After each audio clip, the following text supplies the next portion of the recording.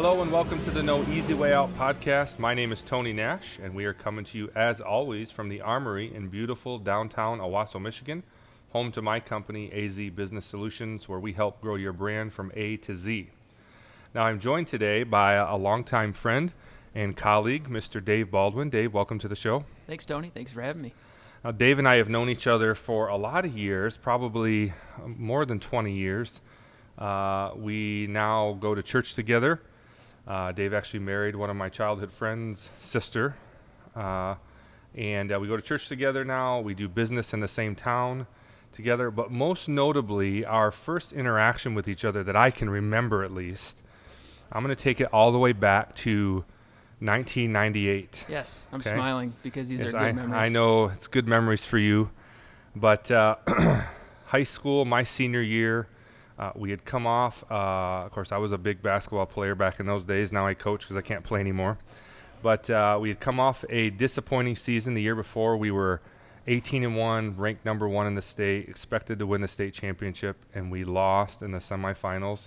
And so my senior year, we lost a few seniors, but we still had a pretty good squad, and we were determined this was going to be our year. And, of course, we make it all the way back to the state championship, and we come up against The buzzsaw. Yeah, our same county rivals, Yes. the Grove Christian Eagles.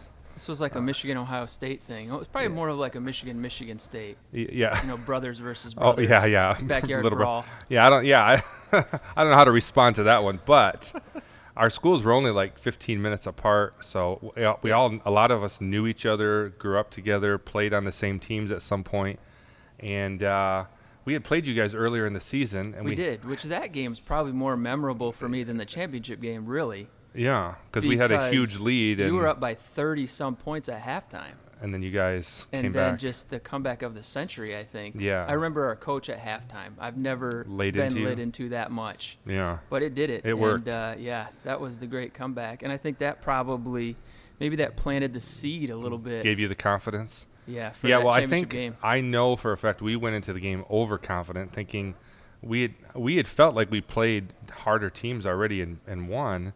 So we had felt like we matched up well against you guys, even though we had that disappointing loss. We kind of felt like we had a good game plan, but it just didn't work. And so Yeah, we came out of the gate in that one, and things started going right away, and it just kind of, I think it got away from you. But I will say that I was a bench player, and I scored 2 points in that game. Oh, wow. But it was on a breakaway layup, and I never will forget making that steal, that run out, Yeah. and going up for the layup and thinking, this is the state championship game. Don't miss this layup. Yeah. You are all alone. Yeah, what a And memory. so, yeah, went up and in. It was pretty exciting. That was a great day for me. Sorry that it. Yeah, I Need you to bring me remember back. going into the locker room. Of course, I was kind of always brought up like, boys don't cry. My dad was kind of tough like that. But I remember looking around and like almost everyone in my senior class was just bawling their eyes out. And I'm Yeah. like, I knew what they were feeling and I felt it, but I don't think I let any tears come out. But that was a tough day, Dave. That was Yeah, I tough. know. And it's I know. amazing after all of that we can still sit here and be friends. We can. But I guess you get over things. You do. You know, you still have the trophy. I will tell you, we did win a state championship in '96, and probably the best example of the Bible verse that says, "Where moth and rust doth corrupt." Yeah. Is you go back to Langsburg Christian School, and I bring in my boys, and I show them our trophy, and literally the dude on the trophy is broken off, and it's laying there, and they haven't even fixed it, and it's like, yeah, nobody cares Yes. about 1996 Where's anymore. the but- respect for the heritage? Right. So, anyways, that's kind of how Dave and I were introduced. Sad day for me, victorious day for Dave. Yes. But we have now lived to talk about it. And We have. we can laugh about it now. I wasn't We can. laughing that day. But that's the past. Let's talk about today. What's going on in Dave Baldwin's life these days? Just getting after it every day. Just doing what God called me to do and what He's allowed me to do. Have an awesome family Yes, and you an do. amazing wife that you mentioned, Bethany. She is my best friend, and she's amazing. I have 2 boys, and they're 9 and 7. Full of energy. They are, yeah, you know what it is. Where do they to get that raise energy boys. from? Is that from you or Mom? I'd love to blame Mom, but I don't know. I grew up with talked to my Bethany, mom, and I grew up with Bethany. I don't remember having that kind of energy. I can't blame her for it. Yeah. It's just, I think it's being a boy. Yeah. But I remember being a boy, and I actually grew up with 3 older sisters. So I like to say I had 4 mothers growing up. But no, they were awesome. I appreciate my sisters, and they helped mold me. And I remember, I remember just always being outside, when I was younger, and wanting to just be active. And never sat inside. Always wanted to be outside doing something. And so my boys take after me in that way. And they're so full of energy. They want to be doing something all the time. Sports. I've noticed. Playing outside, catching a frog, or just being boys, getting dirty. That's awesome. I love that. It's awesome. Yeah. No, I have 3 boys and 3 girls, as you know, and the 3 boys are definitely different than the girls, right. And wanting to be out and active, and so it's a good time. Yeah. Well, I want to give our audience a chance to get to know you a little bit better. For those listening who have never heard of Dave or have never met Dave, we're going to do something that we do on the show called This or That, and we're going to give you 10 rapid-fire questions. All right. And Here we go. This is really a personality profile. This is how we know everything about you at this point, based on how you answer these questions. Okay. So, all right. Don't think about it. Just say whatever comes to mind. Just go with it. Okay. Ready? Ready. All right. Mac or PC? PC. Phone. I'm an iPhone guy, but I'm a PC. I got to have my Microsoft products. I'm sorry to hear that. Yeah, you can get Microsoft products on a Mac. I don't know if you knew that or not. But I just am stuck in my ways. I got it. Well, knowing is half the battle. Phone call or text? Text. Chevy or Ford? Ford, F-150, Ford Tough, my friend. It's a growth thing. Yeah, probably. Book or a movie? Ooh, I would like to say book, but if I'm honest, it's definitely movie. Yeah, I always wonder, people say, oh, the book was much better. I'm like, how could that be? No. Nothing was moving. There was no sound. There was no people talking. Unless there's a ton of pictures in the book. Yeah. I like to read, but to me, a movie just tells the story more concisely. Yes, and it does. Coke or Pepsi? Actually, I gave up drinking pop about a year ago. It was definitely soda. Pepsi. For those of you who are not in the Midwest, pop is soda. Right. It was definitely Pepsi, and but I gave it up, and I miss it. After I gave it up, I had 3 or 4 dreams about drinking a cold Pepsi. Yeah, I did that with Mountain Dew. It was so real that it was. I woke up and I was like, "No, I didn't do it, did I?" And so now I drink. Kind of like a nightmare. Yeah, it was actually. I drink a Minute Maid lemonade. Oh, nice. And that kind of fills the gap. So I guess. A little sweet tooth. Yeah, I do. All right, save or spend? I'm a spender. Me too. Yeah. Time or money? Time. Winter or summer? Ooh. I mean, can I pick fall? I love fall. Fall is the best. Yeah, I didn't put fall in there because that's kind of like, if you're from the Midwest especially, fall is like everyone's favorite. It has to be, yeah. I mean, you got... But summer or winter are the 2 extremes around here. Right. So. I mean, if I'm picking, I really don't like... last weekend we had 105 degrees, and I wasn't a fan of that. Yeah. So I would say winter, but I love fall. I love the colors. I love hunting. Football. And you're a soccer guy. And I'm a soccer guy. And that's not American football. You like American football, but you also like world football. Football. Yeah. So this next question is these are the 2 powerhouses: Real Madrid or Manchester United. I'm actually a Juventus guy. Believe it or not. All right. And that goes all the way back to the 90s when Ronaldo played for Juventus. So, but if I'm picking, I'm probably going to be a Real Madrid guy, to be honest with you. Dave actually was the soccer coach at our high school, at the high school that both of our kids go to, school that both of our kids go to. And for years, nobody in our school wanted to play soccer. And then Dave came along and kind of brought a soccer culture. So we had 4 or 5 years of good runs where we had good soccer teams. And now it's kind of slowly converting back into not as many guys want to play soccer, so we might need to plug you back into the... Yeah, that needs to happen. Yeah. I will say our first year we had a soccer team. We didn't score any goals the whole year. Oh, wow. I think we did score a goal, but it was an own goal, actually.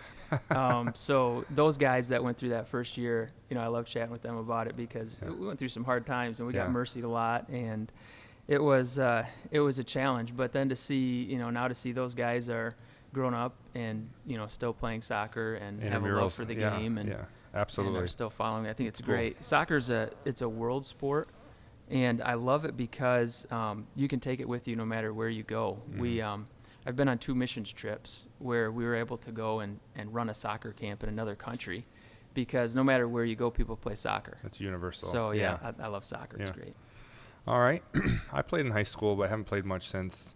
It's just a lot of running. It is a lot of running. A lot of running. Now when I play, every year we have our dads versus lads game or alumni, and I always fight to get the goalie. Yeah, that's I don't have to run. That's the coveted old man spot. Yeah. His goal. And actually, we've been playing on Thursday nights up at the school, and the last couple Thursday nights I got out there, and both weeks, I tweaked one or the other hamstrings. Trying to relive the glory days. Just tried to get it back. In my mind, it's there, but my body's not willing to follow Mind anymore. is stronger than the body. Yes. All right, last question. This is a big one if you live in the state of Michigan. Yes. Wolverines or Spartans? Wolverines. Go blue. Go blue, no all question. the way. From birth, I was raised a Michigan Wolverine. Yeah. So. Yeah, I was almost taught that being a Spartan fan was like unbiblical. Being an Ohio State Buckeye fan, yes. Yes. But a Spartan fan is probably right next to that. Right next to definitely. it, yeah. All right, well, thanks for doing that, Dave. I think our listeners know a little bit more about you now, but now let's talk a little bit about your journey, about how you got started and how you ended up doing the businesses you're doing today. I was born and raised in Kalamazoo, Michigan. The zoo? The zoo. And my family moved to little tiny church and Christian school in St. John's area, Grove Christian School, when I was 3.5. You didn't have to say that, The did Eagles. I didn't know if you were familiar with them. I heard of them, yeah. And so I grew up out in the middle of nowhere, out in the country, and went to an amazing Bible church, and had an awesome pastor there for all of my childhood years. And my dad was the Christian school administrator at Grove Christian School Eagles. He's going to keep saying it every time. And so grew up in that environment. My dad was the principal of the school there, and so always got razzed for for my dad being in that position. And I'm sure. And of course, my dad, though, what people didn't know is that my dad would always say, anything that you get in trouble for at school, you're going to get doubly punished for at home. I had that same dad. Yeah, your dad was a similar man. Yeah. Brother Charlie, he's a great guy, and so he instilled that into my mind at a young age, and of course that didn't keep me from getting into trouble, but it made me think about it a little bit more. Yeah. And so I grew up, graduated from Grove, and went off to Maranatha Baptist University. And actually, I started studying, wanted to be a physical trainer and get into medicine. Mm-hmm. And actually, my first semester sophomore year, I took anatomy and physiology class. And they showed a hip replacement surgery on an 80-year-old woman. Oh, wow. And that was... that'll deter you a little bit. That was the one right there that told me I wasn't made for that. I wasn't meant for that. Couldn't handle it. Didn't have the stomach for it. So... but really, God was getting a hold of my heart, and so I committed just to serving Him with whatever He had for me in life. And so I changed my major to church ministries with a youth minor and coaching concentration, and that's where I met my amazing wife Bethany as well. And so we graduated in 2003. If I can back up a little bit, in 1999, as I graduated high school, I needed a summer job. And at that time, my dad was one of the project managers for Trust Thermal Systems Incorporated, a company that was started in the mid-'80s for environmental services, mainly asbestos removal. And my dad had started in that industry because he needed something to do in the summertime to help make ends meet, not making a great income at the Christian school. So he took that position. He worked every summer. Growing up, he was always traveling. They went to different states at that time. And so as I graduated high school, I went to work for Trust Thermal Systems in the summer. And asbestos abatement is really hard work, and you sweat a lot. Yes, it is. I've heard. So, yeah, it's definitely a young man's game. Yeah. And so I learned hard work from that. Obviously, my dad raised me to not shy away from hard work, and I appreciate that so much about him. And so went to work in the summertime, spring break, Christmas break, anytime I was off school, worked for Trust Thermal. And then in 2000, my dad had the opportunity to purchase the company from the former owner. And so he did that and started really small and started building the business. And so I went to work after I graduated college, got married, and went to work full-time for my dad. And also joined a local church and was working with the youth group at that church, Calvary Baptist in Gaines. And we were there for a few years. I didn't know you worked there. Yep, Pastor Canaday, and had a great time. And those were kind of like the beginning years, learning youth ministry, and so I really appreciate Pastor Canaday and allowing me to do that because we had no idea what we were doing. He's a great guy. Yeah, and he is. And so started full-time for Trust Thermal and was running jobs and out in the field. And then my dad kind of continued to give me opportunities to do more things, leading jobs, and seeing that it was working out all right. And finally gave me an opportunity to come into the office a couple times and go look at some work and bid some jobs. And I think he was being extra careful with me because I was the owner's son. Yeah. And so he didn't want to hand everything to me, which I greatly appreciate that. Yeah. I had to work for everything. And so I was able to learn the business really from the ground up. And that's been extremely helpful to me, even to today. But they actually had, I think he was kind of leery about letting me do more things. And so he had a business consultant come in and just kind of analyze, the things that were going on in the business. And I remember she interviewed me, and I don't even remember what it was about or what I said. But shortly after that, she went and talked to my dad, and she said, you need to give Dave some more opportunity because he seems to understand, the business. And so I think my dad kind of took that as, okay, it's validation. it's not just him being proud, Papa. Yeah, right. Yeah, he's not just handing me something, but something that I was capable of doing. And so gave me more opportunity, and God allowed us to work together for 8 years. Had an awesome time, and we laugh all the time in our office about memories about Big Cheese. My dad's nickname was Big Cheese. Big Cheese, yeah. So we have some great memories of those years. And then in 2011, December 27, 2011, my dad had a massive heart attack, and he passed away, went home to be with the Lord. And that was a total surprise. We had not expecting that at all. He was a healthy guy. So I remember going into his office the next day. Somebody had to go in and do payroll. And so I remember sitting down and just going into his office going, Lord, what am I going to do? And right in front of his computer were the business cards of the 3 people that I needed to contact first and let them know that, my dad had passed away. Yeah. But I had the burden at that time, and really the peace that I knew that, God was in control, and he was going to take care of us. So, I prayed about it, and he gave me confidence and just knowing that I could trust him, and that I was able to take over and go from there. And so it's been a huge blessing to think back on those years working with my dad, great memories from it. And but really it was preparing me all along to be able to step in and take over when the opportunity came. So that was 2011, and I should probably tell you, Trust Thermal, what we do.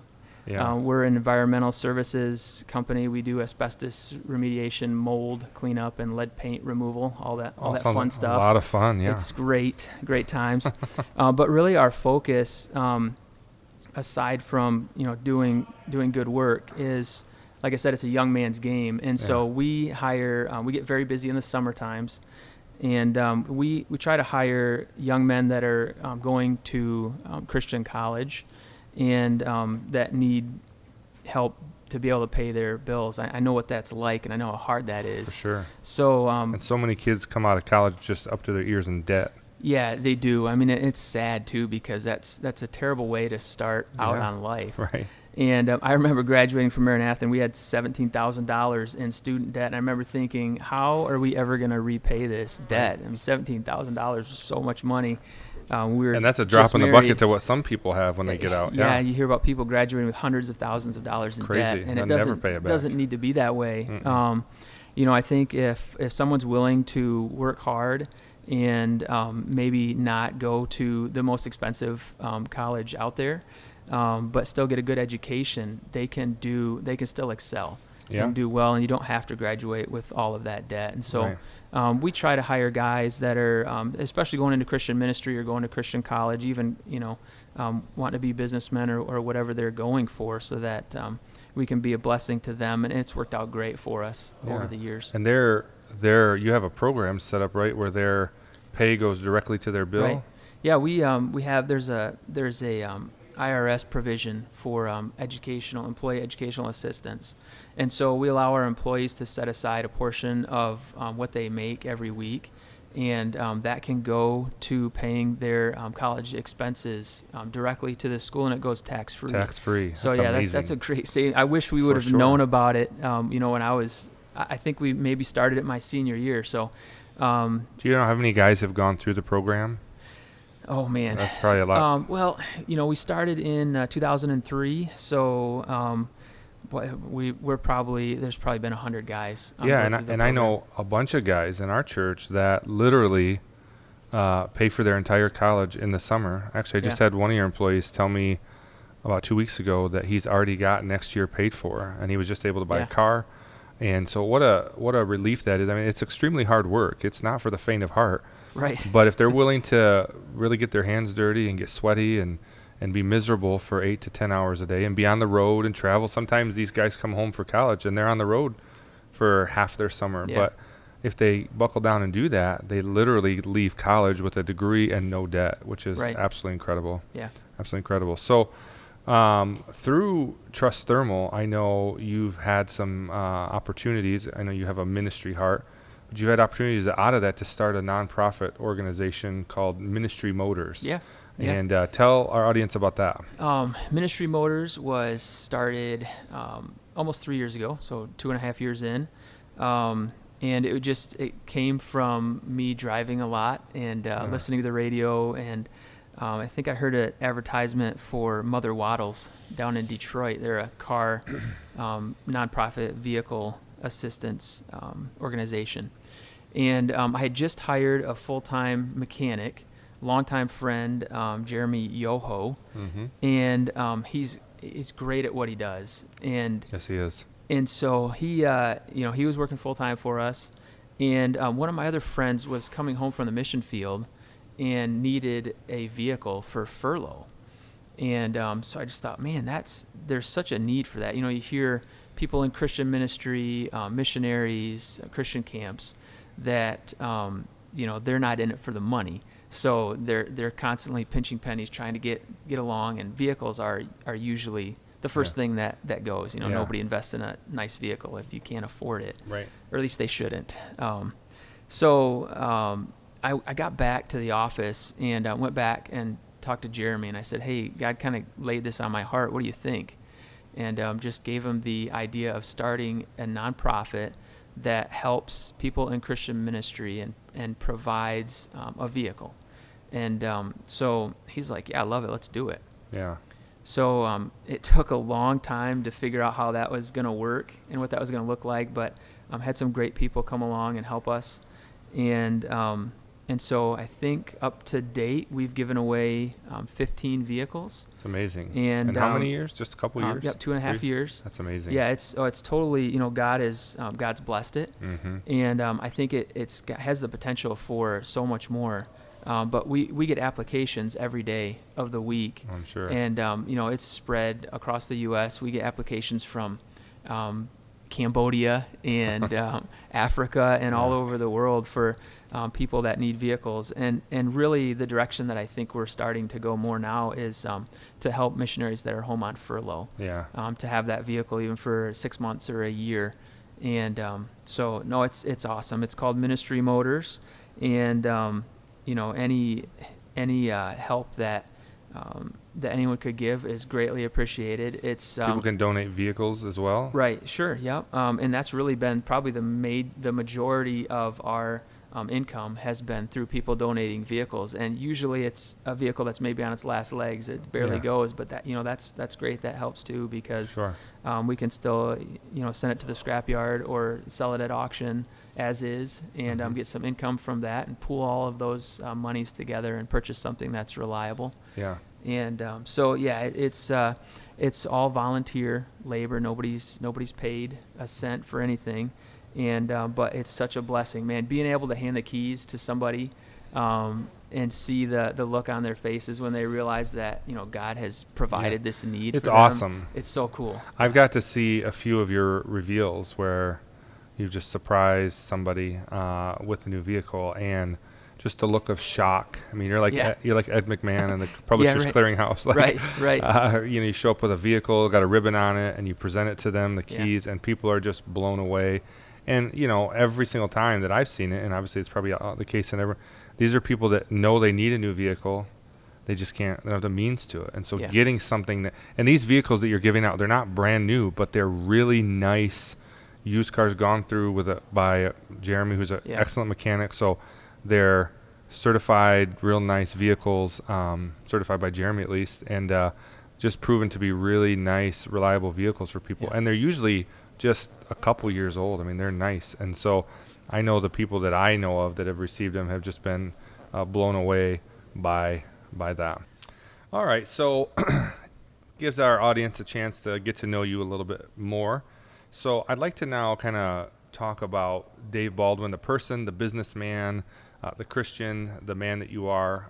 Like I said, we've gotten to know each other a lot over the last 20 years. I think like I said, you married my childhood friend's sister, and so I think that's when I really first got to meet you personally. You started coming to our church a little bit, and then at one point you were running the youth group at our church, and I was on staff at the church, and so we kind of got to know each other a little bit better that way.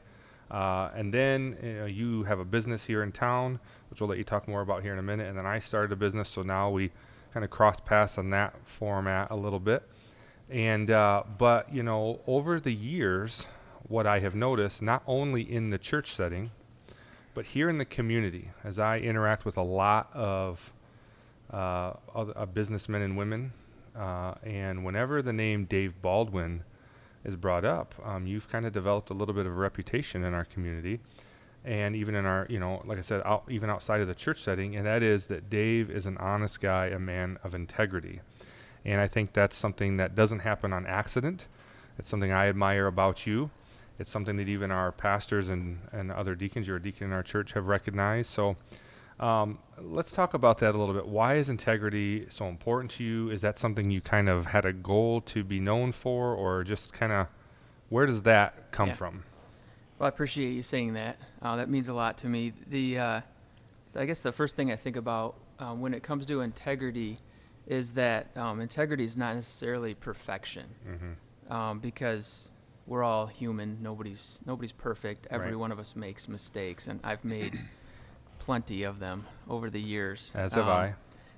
And but a big part of integrity and having integrity is about doing the right thing when you make a mistake, and going back and making it right. For me, I think integrity started with a great pair of parents. God really blessed me with a mom and dad that showed me what it meant to be a person of character. And I remember growing up, people would tell me, my dad was a man of integrity, and he was a man that they could trust. And I still hear that to this day. And so I think that sort of planted the seed into my mind that I needed to have that, and I needed to model that. So, it started at a young age, and, of course, being a young boy and having 3 older sisters, they made sure that they kept me in line as well, and made sure that I did the right thing. I remember one of my sisters, and when I was in junior high, I was doing something stupid, and she just looked at me and she's like, "Don't be a jerk, Dave. Don't be an idiot. Don't be a jerk." And so I hear those words in my mind, and as I've grown up and gone to college and gone through life and started a family and a business, I see it it's really about the choices that you make Yeah. that are so important to determining what type of integrity you have. Yeah. So, we all make. It's where the rubber meets the road. So, Dave, I mean, a lot of people are known for something. When you think of a name of somebody, you automatically think of something that goes along with that person's identity. You have a character trait that stands out to you. And the thing that's unique to me about Dave is I've heard integrity mentioned from several different people when referring to you. But what do you want people to think of when they think Dave Baldwin? I guess probably the first thing, obviously, is that I'm a Christian, that they would know that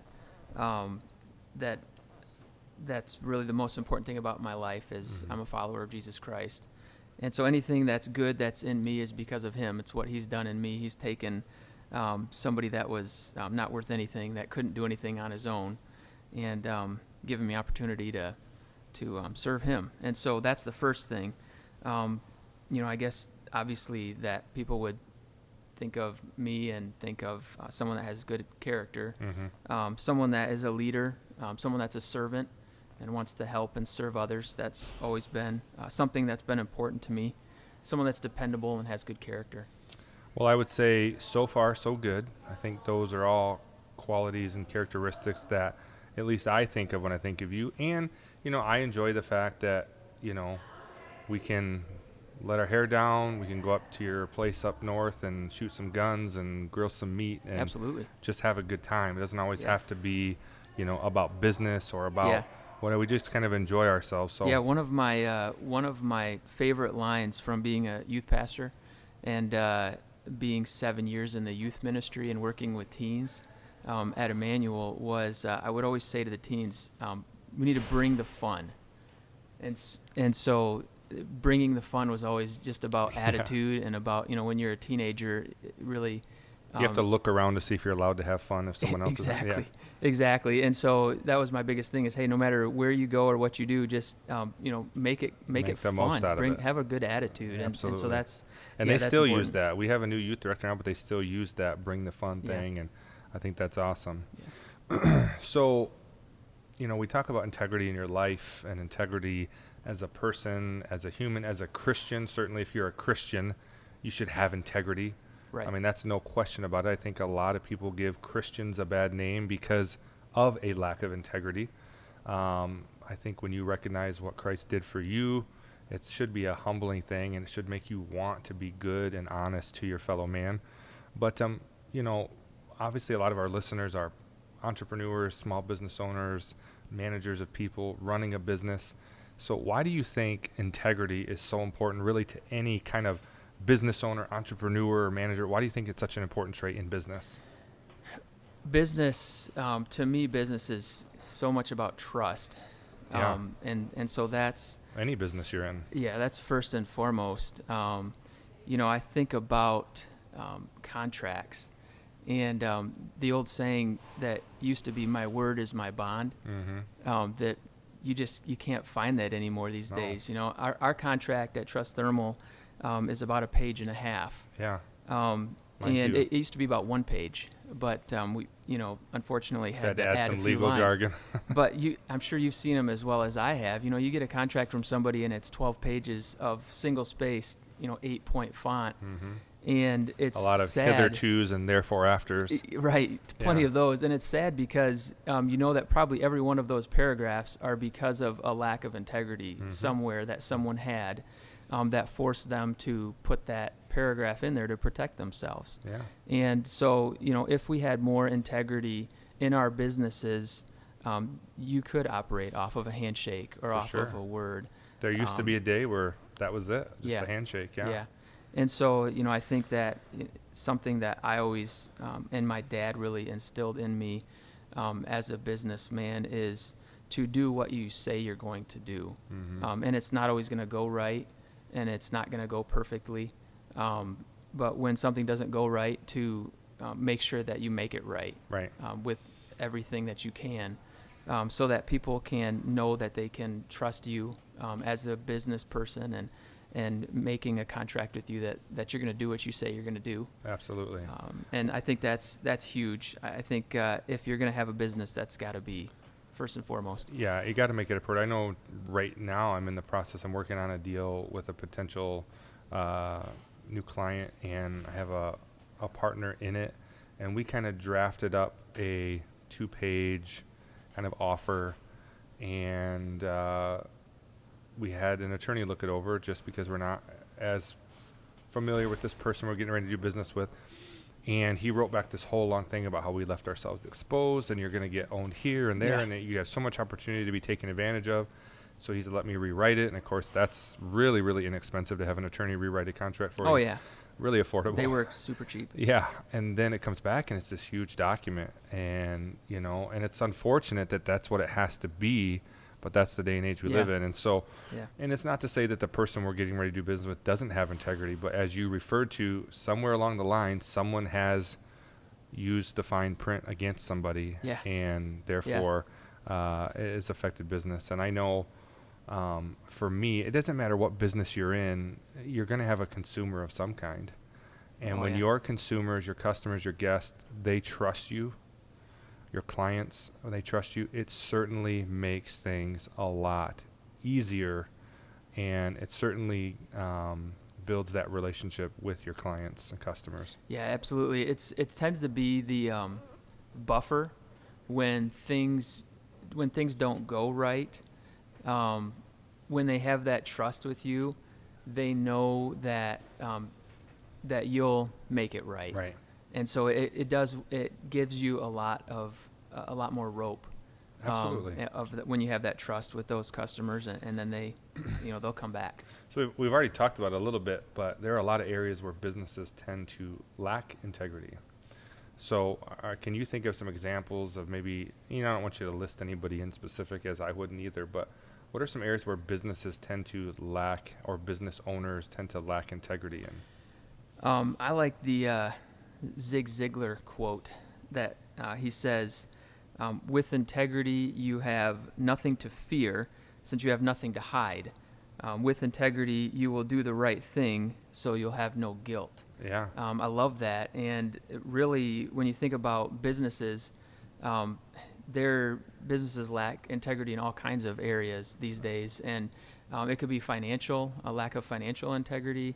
It can be a lack of integrity with the way employers treat their employees. Yeah. It can be with employee relations with each other, and taking advantage of each other. And I think probably the biggest thing that we see in businesses is a lack of personal integrity. Yeah. I think that affects every area of your life. And if I can tell a story about that, we had a project that was going on several years ago, and it was up in the UP, Upper Peninsula of Michigan. So it was several hours from the office here.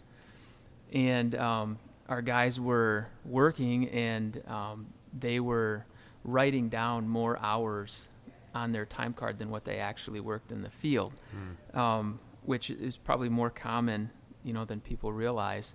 But it was pretty substantial, and they just thought they were so far away from the office that no one was going to find out. Right. And obviously, one day we found out about it, and had to do some disciplinary action and go back. And I'll never forget that it was about a year ago. One of those guys, he was a former employee. He came back into the office, and he had an envelope, and he said, I've never been able to forget that we took advantage and didn't have integrity on that job.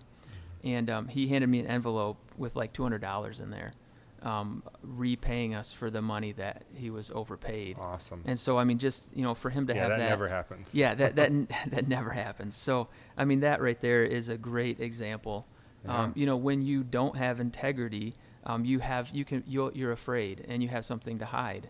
But if we would just make right choices and have integrity, we don't have anything to fear. We don't have anything to hide. We don't have to worry about the IRS calling us. Yeah, looking over your shoulder constantly. Yeah. That's no way to live. That's stress. Right. That's panic. Yeah, I remember when I did some construction jobs as a younger man. I remember going on certain jobs, and some of the foremans just, taking longer lunch breaks. Right.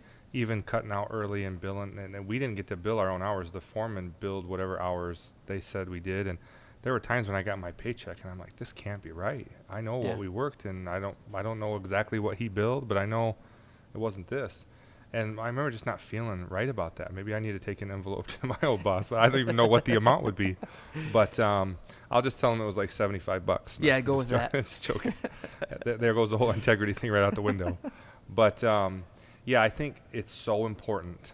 It's so important if you are running any type of a business, selling any type of a product, working with people, that just be honest. I mean, sometimes the easy way out seems to be like, I'll find a way to cut corners and be just a little dishonest, or give just shades of gray, or just tell a little bit of the truth and leave some important facts out, the fine print as we call it.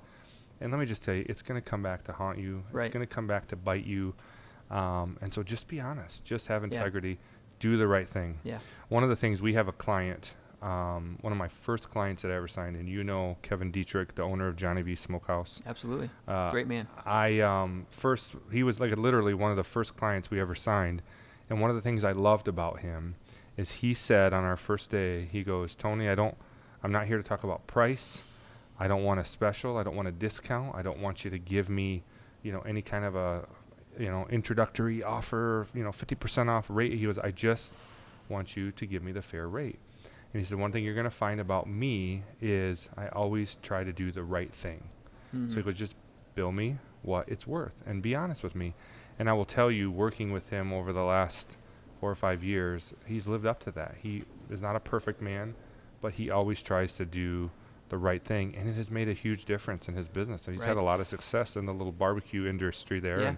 And he's continuing to do great things. Yeah, it works. I mean, it works when you do things the right way. Yeah, it really does work. And I mean, we see examples all the time in our society where if something is found out about a business, or if you think about Enron or some of these great fiascos of all time, and it all comes back to character and integrity. Sure. At one point someone made one decision, and then that led to another and another and another.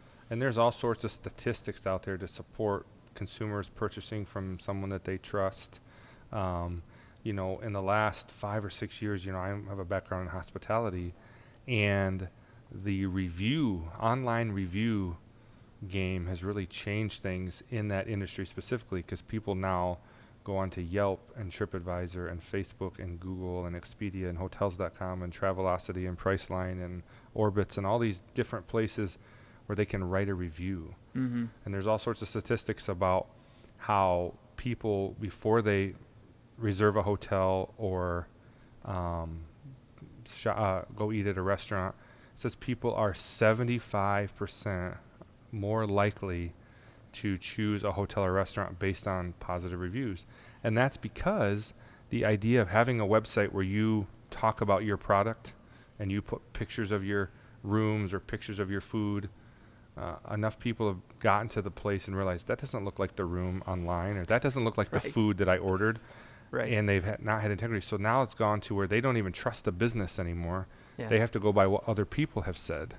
And that's sad to me, that we're in that world where people just don't feel like they can trust businesses because they have not had integrity and been honest about what they offer and what they serve. Yeah.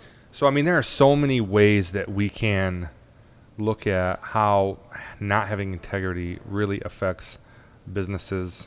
It affects top line, it affects bottom line, it affects reputation, all those things. But I think that as you have noticed in your business, as I've noticed in my business, when you do the right thing, when you try to have integrity and you just be honest with your customers, clients, consumers, it can set you apart from your competitors. Because of the world we live in, because of what we just talked about, where people just have a lack of trust for businesses in general. The used car salesman used to be the least trusted person on the planet, they would say. And now a lot of businesses have got that same, they've taken on the used car salesman tactics, and they cover up all the details and they're not honest. So I just want to talk about for a few minutes to those listening how that having integrity can really set you apart from your competitors.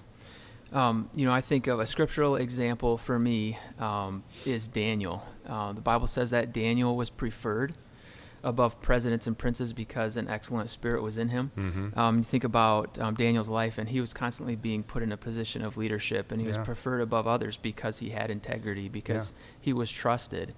And in our business, we see it all the time. We see people preferring Trust Thermal because we weren't necessarily the low bid, but they know that we have a reputation of integrity and of doing good work, and so they want that. Not cutting corners, right? Right, and so that we've benefited from that so many times, in having opportunities to look at work that maybe only a select few people get to. Yeah. And so it's huge. It's been a great blessing for our business. Yeah. So it builds trust with your consumers. And like you said, sometimes people are willing to even pay a little bit more when they know they can trust somebody. They know they're going to actually get what they paid for. Right. So it builds that confidence in that consumer that, hey, I can go with this person. I know for me, I don't know a ton about cars. So every time I need to take my car to a mechanic, there's always a little bit of I don't want to go in sounding like I don't know anything about cars because someone's going to take advantage. Right. So lately we've just been going to like a dealership that already has a good reputation. And we pay quite a bit more at a dealership, but we know these people have a reputation of standing behind their product, and they're not going to tell me I need all this, but only give me a few things. So I think it builds confidence. I think it also, for me in our business, it's given us a lot of repeat business. Mm-hmm. One of the things we're most proud of here at AZ is we've been in business just about 5 years, and we've only lost one client.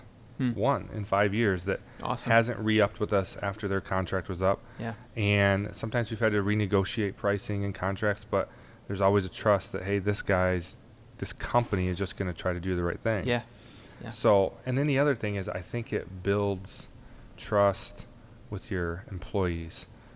So much of what I hear from people and feedback we get even here on the podcast is people just have such a hard time getting results from their employees. And I will tell you, it's hard to find employees that will buy into what you're doing. And, we all can only pay them what we can pay them. Right. But one thing that will give your employees confidence in working for you is if they believe in you. They believe that you're an honest person, that you're taking care of them. They don't believe that you're just trying to hoard everything for yourself and not taking care of them. Yeah. But it just gives them confidence. So to me, I don't see a disadvantage of being a person of integrity.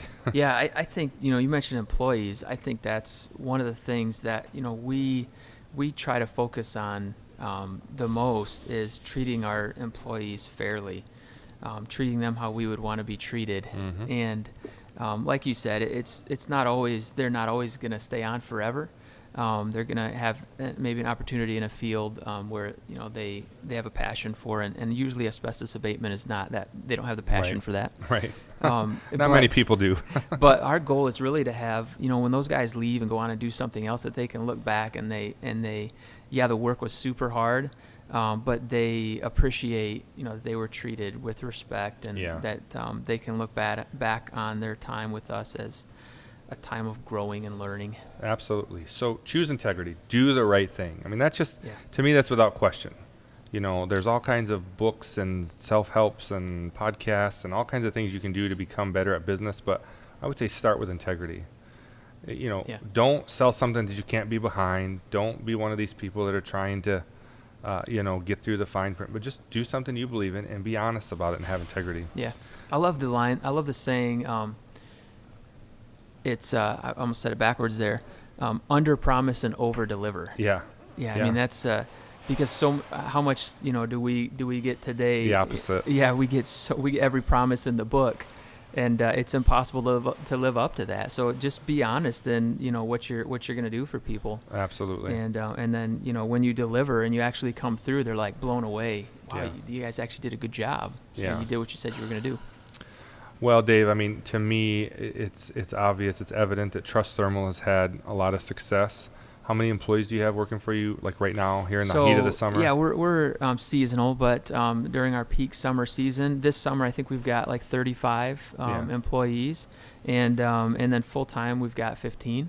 So that'll vary from year to year. Sometimes we run as many as 50 employees in the summer, but it's just I tell you that it's not always about numbers either. Yeah. I've learned that through the years.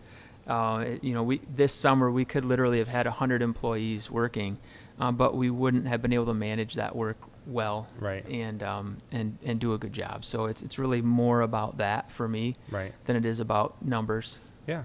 So, a lot of people define success by the numbers.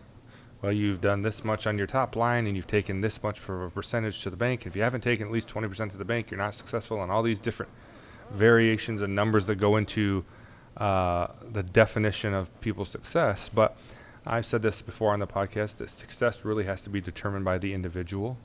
And so at the end of it all, what does success look like to Dave Baldwin? That's a big question. Yeah. I think, ultimately what success looks like to me is just faithfulness, and doing the right thing every day, having a legacy that isn't necessarily earthly riches. It's not just tied to money, but having a legacy and a reputation of character. And, I always think about my dad as that, and he has on his tombstone the words "found faithful," and my dad had that reputation. So really, that's a goal for me, so that when people look back on my life, they don't necessarily even think about Dave Baldwin. They just think about, I hopefully pointed other people to Christ. Yeah. I did things that helped them, and had character, and then left that legacy for my family. It reminds me of a Bible verse where the Apostle Paul says at the end of his life, he's writing and he says, "I have run a good race, I have finished my course, I have kept the faith," or fought a good fight. Yeah. I know I'm not quoting it exactly, but I've kept the faith, I fought a good fight, I've run the race, and he gave it everything he had. And I think, to me, just like as you described, giving every day the best you have, trying to do the right thing, being a person of integrity, I think that all in of itself makes you a success, if not in people's eyes, I think in God's eyes. Yeah. Doing the right thing. Right. So, well, Dave, this is a question I always ask my guests at the end of the podcast, and that is, what is your best piece of advice? My best piece of advice, we probably mentioned it a few times already, but I guess I would just say, make the right choice, make the next right choice. Yeah. Every day, work hard, do your best, be diligent, and just make one right choice at a time. You think about so many choices. We make hundreds, maybe thousands of choices every day, and you can get overwhelmed with the group of them together. But if you make one right choice at a time, that leads to another right choice and another right choice. Absolutely. And that really puts builds the right house, the right life, and it's just about that. It's about doing the small things right. Yeah. Wise words from Mr. Dave Baldwin. I would just say, if you're still with us and you're listening, Dave Baldwin is the real deal. What you see is what you get. He has a great reputation, again, not just in our church setting, but in the community, and that's not easy in today's world. And so take the advice, be a person of integrity, do the right thing, make the right choice, and go after it. Dave, if somebody heard something today and they want to get a hold of you, maybe they need some asbestos abatement, or maybe they know someone in ministry that needs a vehicle, how would our audience reach out to Trust Thermal or Ministry Motors? So plenty of ways. You can get a hold of us at Trust Thermal. We have a website, trustthermal.com.